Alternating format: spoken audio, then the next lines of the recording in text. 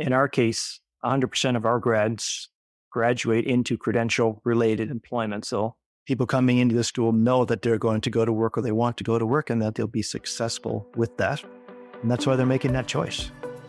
How can a set of skills lead you down the path to success? That's what we're setting out to answer on the EdUp Canada podcast. I'm your host, Michael Sangster. Join me as we unpack how leaders around the world have taken training and skills and turned that into a lasting career. Now let's learn together.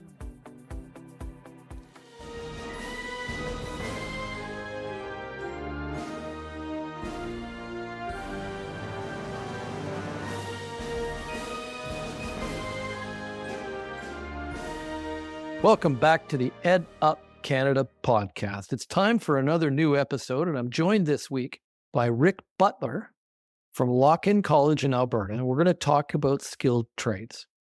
It's hard to find someone who disagrees that Canada needs more skilled labor.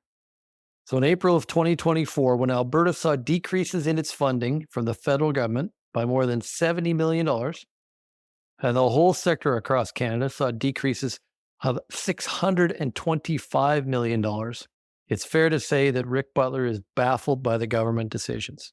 For Rick, this funding is a way for people to meet the needs of Canada and provide economic mobility for those who are from different backgrounds. So on this episode, we're going to dive into the labor market transfer agreements, which Rick is more of an expert in than I am, and why these reductions really matter. We're going to talk a little bit about why Lokken College and their certified personal program is meeting the needs of the labor force. But we're also going to talk about how others can learn from his success and his students. So with that, Rick, why not give us a couple of minutes of introduction about who you are? Thanks, Michael. I'm Rick Butler. I'm the president and CEO at Lokken College. I've been with the college now for over 20 years and came into adult education 30 years ago. I'm an instructional technologist by trade and came into private college as a sector that interested me specifically because of the opportunity to have direct control over how learning environments were designed.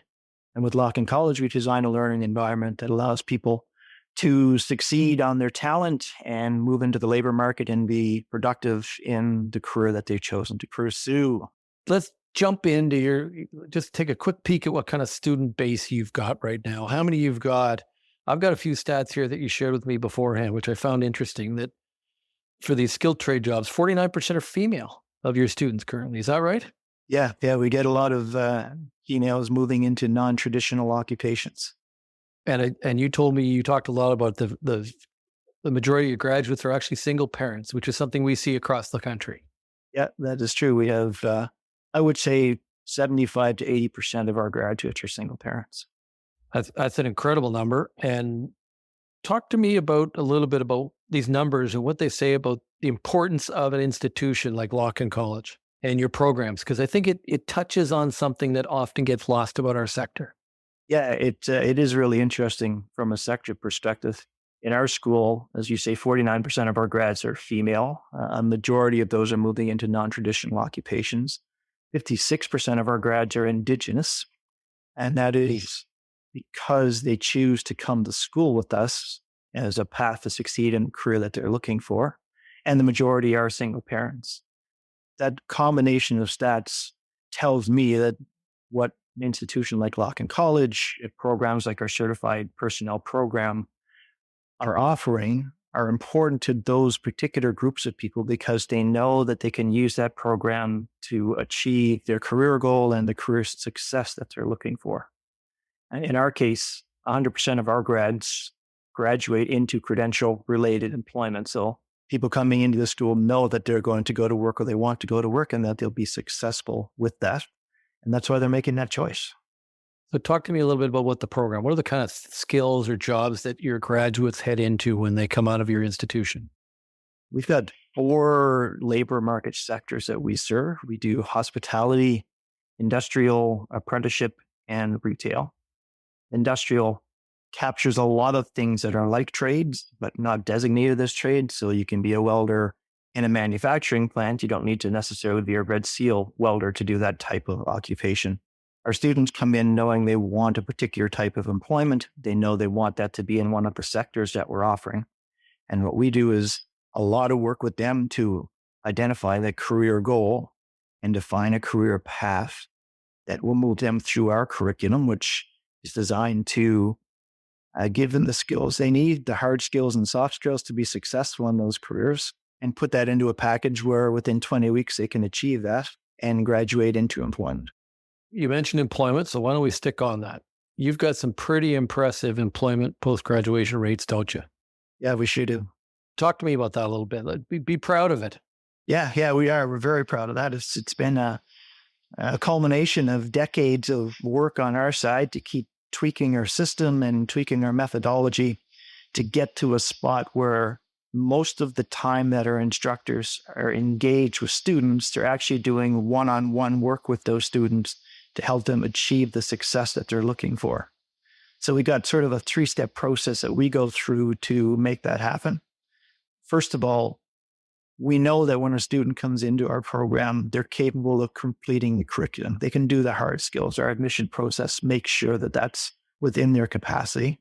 I also acknowledge that they're the expert in their own life circumstance. They have the tools. They use those tools every day. They may not use them in a combination that allows them to succeed, but they have the tools. So we just really have to teach them a different combination for how those tools are applied. And they come in with a successful career goal, or one that they can realistically achieve. So knowing that core foundation of things and knowing that they're going to be more successful if they work with an instructor that actually has time to work with them, understand the issues that they're going through, and help them overcome those issues. We create an environment where that is optimized. And we do that at Lokken College. We have a software called MyLMS, which is essentially a labor market software. What that software does is create an employment plan that's individual for each student, and then it administers the plan.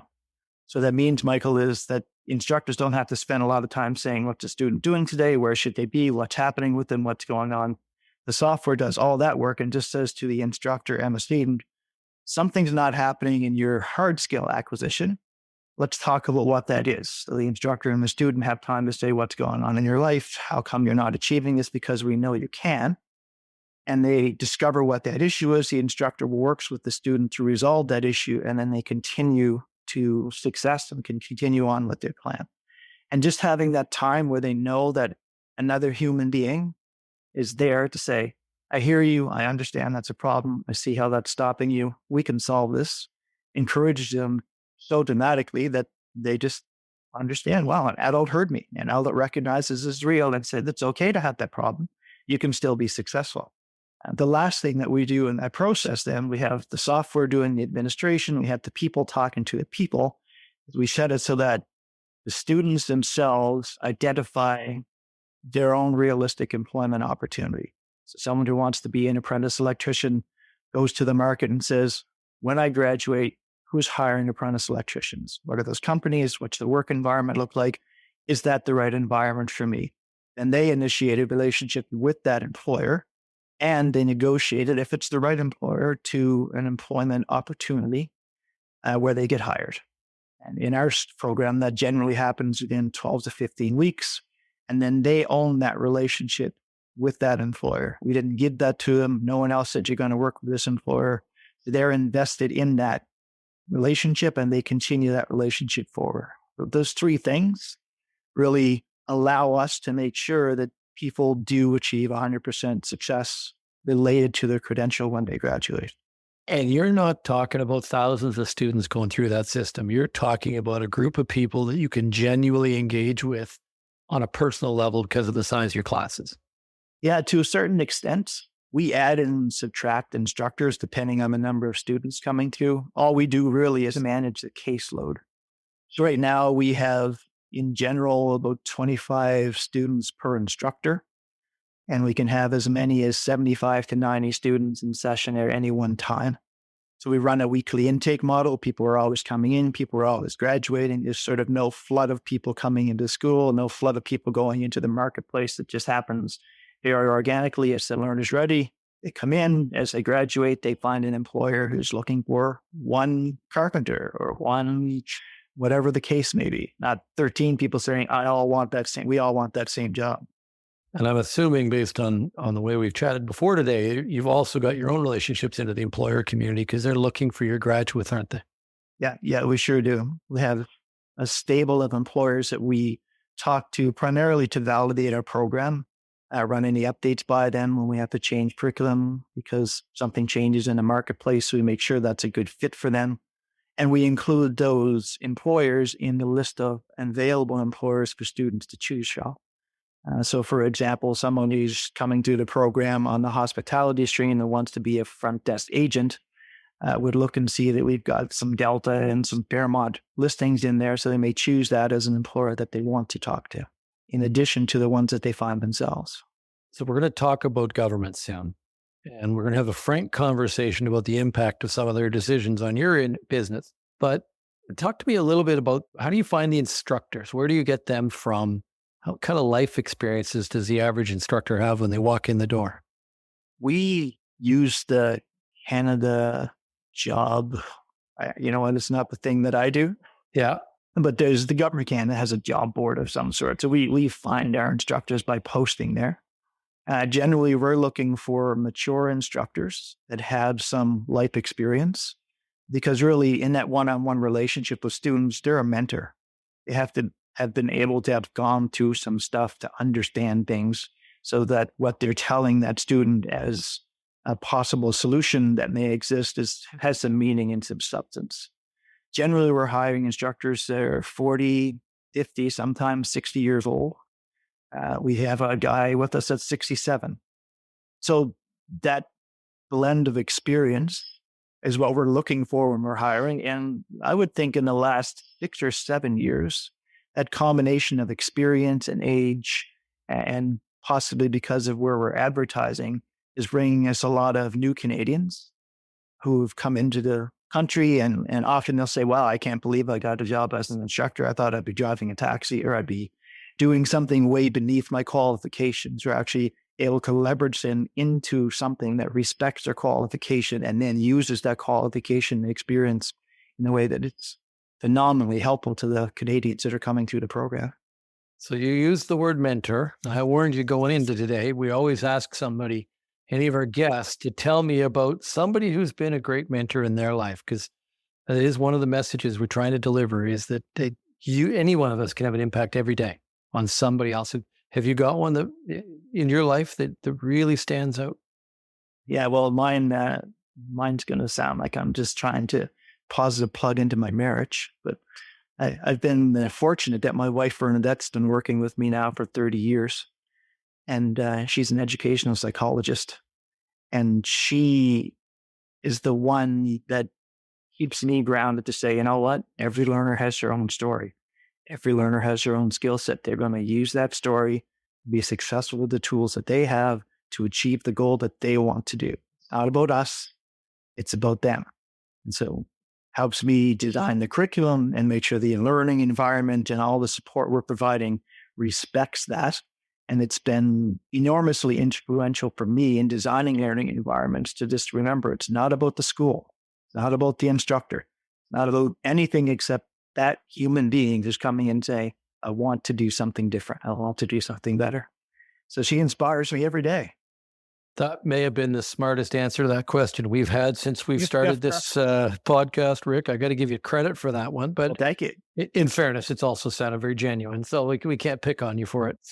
Let's dive into something hardy. Let's talk about the changes that have gone on in the past year in your sector and the impact it's had on the number of students that you've got walking in your door or that you can put back into the workforce here in Alberta. Yeah. And there is a massive skilled trade shortage in Alberta, is there not?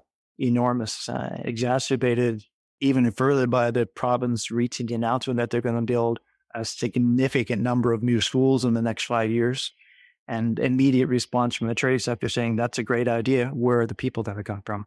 And it doesn't line up with the federal government policy changes last year that we have to talk about because it's had such an impact on you. You want to share some thoughts because you know this file, it's impacted you immediately, didn't it, Rick? I mean, the immediate consequence was we had half of provincial terms, what they call an allocation. So the training dollars you make available to our institution, half of that was cut.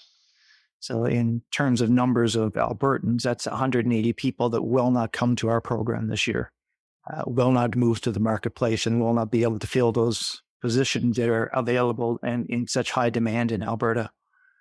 And it has been a very confusing, as some of these decisions often are. You alluded on the way in that essentially there's been a change. At this point, that happened in July. We've been talking with the province and talking with the federal government as consistently as we can since then. So we're in October. Right now, the policymakers in both jurisdictions are still arguing about whether it's a reduction in funding or the cut in funding. So they're not addressing the fact that whatever it is, it's the consequence is a lot of Canadians are not being able to move forward and do something constructive. Only a guy in Ottawa could laugh at the fact that the officials are debating whether it's a reduction or a cut. Yeah. It's a good way to delay the conversation, I guess. Meanwhile, 180 less skilled trades coming out of your college, just one college. Yeah, just one college, exactly. And as you said, there's I think almost $71 million in Alberta, $625 million in Canada. So every province and territories had the same effect. So last time I checked, every government in the country is trying to build more homes, aren't they? Yeah, exactly. Build more homes, build more schools, build more everything, build more infrastructure, create roads, look after roads. All these things are where our graduates are going. And all of the employers in those sectors are saying, where am I going to get the people? And they're calling you every day, aren't they? We talk to employers every week and on a specific timeline. And every week they say, how many people do you have coming with the system? And lately we say, we have nobody. And Michael, I've got people in our reception coming to intake every day. We have the waiting list now of 80 students that want to get into the program that can't because they know we're weekly intake. And they know that usually that means they can start training in 2 weeks from the time they walk in her door. So the backlog of supply and the backlog of demand is just getting bigger and bigger and bigger. And as you limit those class sizes to make sure you get good outcomes, you can only take so many in too, right? Yeah, exactly. I mean, in our model, because it's online to a certain extent, if let's say I had my return funding and I could take 180 students, I could theoretically take them all in a month just by hiring instructors to keep the ratio right and move them through as quickly as we can, because our goal is always to say, how quickly can we take this person who today is telling us this is what they want to do to a spot where they can realize that dream and achieve the goal that they want to. In our sector, and probably in all sectors, but in our sector, people make a decision, they want to act on it and achieve something. If we say, yeah, you can do that 6 months from now, they'll have developed a new dream or a new goal 6 months from now. We'll miss that opportunity to take them where they want to go. I agree with you on that. But you also, as you touched on, you get them into the workforce quickly too, so they can act on it and then get to work and start making money. Yeah, which is what employers really appreciate. Talk to me about wages. What kind of income do these skilled trades that come out of your institution look like? They're coming out of our institution, and for the most part, they're going to go in as a first-year apprentice. So that's prior to their first year going to a polytechnic and doing the academic stuff to kind of move through that trade. Wages range between $25 and $35 an hour. For those first-year employees on hire, they get increments as they move through the system, but we don't track them far enough to know what those increments look like going through after 6 months. Before we move on, we're going to come back to that topic of the labor market, but talk to me about the regulatory system you're under in Alberta and how stringent it is to ensure that you're delivering the graduates that are needed. And one of the things that's misunderstood about our sector is that the amount of effort that we have to put into getting a program approved, and also to prove that there are jobs at the end of the program that someone will get to. You're right. That is an underappreciated point. I think we may be one of the most regulated sectors in Canada with respect to the accountability that we have to the people who we're training, to the governments who are approving the programs, to the funders who are providing the money in and out of that, and to the employers who are picking them up on either side. So we're lucky. In the LMTA file, or the side of the work that we work in, we've got a very intelligent and progressive regulatory system that respects the speed with which you need to respond to people who want to move into the market and be successful. They're stringent, but they're not onerous. So in order to get approved, we have to, first of all, validate that there's people who need the training, that there are employers who will hire those people, and that our training bridges the gap between what those people are bringing to the door and what the employer needs. Once we do that, then we can get approved for delivery, which allows us to qualify for funding, which the government provides. They pay the tuition in our case, and they pay a living allowance for students coming through. So if it was a student loan, the student loan would cover both of those things. On LNTA funding, they just split it up a little bit differently, but essentially provides the same sort of a construct. So they want to make sure that they're protecting the taxpayer, and that's they make sure that we are delivering the program that we told them we're going to, that we're delivering it properly, that we're achieving the outcomes that we are supposed to achieve, and that those are measurable to employers. So we have to report who's coming in, who's being successful, are they getting employed, who are they being employed with, and through that process, I say we have weekly conversations with employers. That's really to say, are you happy with the program? Is it doing what it needs to do? What do we need to change? We incorporate those changes in. We take that back to the province.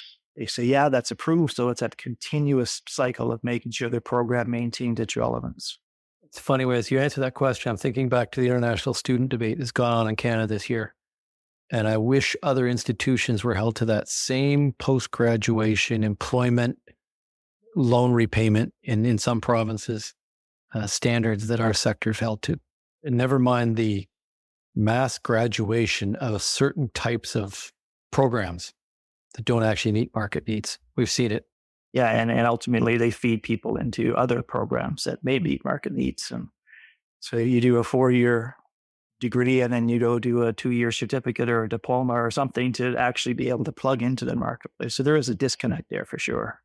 The anecdotal stories I've got from our college members talking about the number of students, international students who've come through their programs, having gone through a college or university, and then they come to a career college to get skills to go to work. So talk about yourself on one question here, and then about what you teach your students, but a soft skill that you think has made you successful, and whether you learned it early or late in life. And then also, what are those soft skills? Because we've talked about hard skills in your students, but what are the other things they leave your programs with? For me, I had, as most people, I guess my age, I'm 62, I've had a very interesting career where I kind of bumped along and followed my interest to get to do something that I am good at and passionate in. And the soft skill that I learned is patience.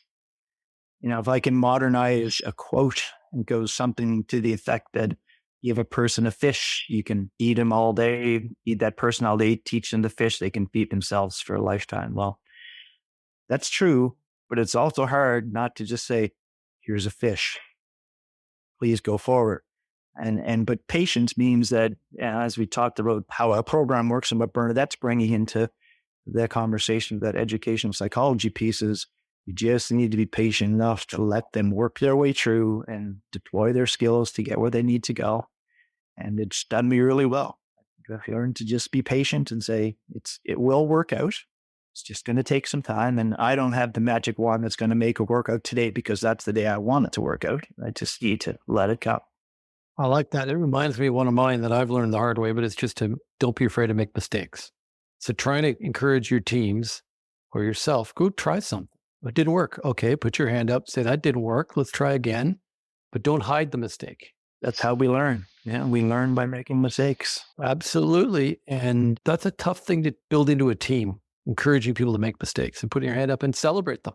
It is. And it's tough to find supervisors who are secure enough in their role to know that it's okay that their people made mistakes. Doesn't mean they didn't do their job well. It means there's a learning opportunity there. So yeah, it takes patience, Michael.